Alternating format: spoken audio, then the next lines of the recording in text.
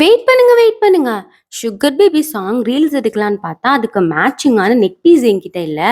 So உடனே நான் ஹோஜ்பி ஷீட்ல green colour stone எடுத்துட்டு அதுக்கு மேல ஒரு 4 லேயர் ஸ்டோன் செயின் வந்து ஒட்டிக்கிட்டேன். அதுக்கப்புறம் நம்ம இதை கட் பண்ணி எடுத்துட்டு இதுக்கு பின்னாடி 2 ஐபின்ஸை இந்த பக்கமும் அந்த பக்கமும் ஒட்டி எடுத்துக்கலாம். நம்ம 3 ரோ பால் செயின்ஸ் வந்து அட்டாச் பண்ண போறோம். அதனால மேலேயும் கீழே இதே ப்ரொசீஜர் ஃபாலோ பண்ணி ஐபின்ஸ் வந்து ஒட்டிக்கலாம். அப்புறம் இதை செக்யூர் பண்றதுக்காக ரவுண்ட் ஷேப்ல குட்டியா ஓஹெச்பி ஷீட்டை கட் பண்ணி ஒட்டிக்கலாம். அப்புறமா நம்ம கியர் வயர் எடுத்துட்டு கியர் லாக் போட்டுட்டு நம்ம பேர்ல்ஸ் எல்லாம் அட்டாச் பண்ண ஸ்டார்ட் பண்ணிக்கலாம். கியர் லாக் உங்களுக்கு போட தெரியலன்னா நம்ம முன்னாடியே வீடியோ போட்டிருக்கோம், அதை போய் பார்த்து தெரிஞ்சுக்கோங்க.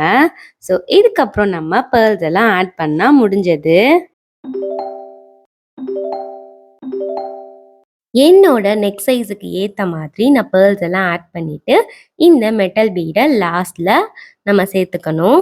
இதுலயும் நம்ம ஒவ்வொரு இதுக்கும் கியர் லாக் போட்டு தான் கம்ப்ளீட் பண்ணணும். அதுக்கப்புறமா இதே மாதிரி இன்னொரு சைட்லயும் பேர்ல்ஸ் எல்லாம் ஆட் பண்ணிட்டு எக்ஸ்டென்ஷன் ஆட் பண்ணிட்டோம் அப்படின்னா நம்ம sugar baby neck piece ready ஆயிடும்.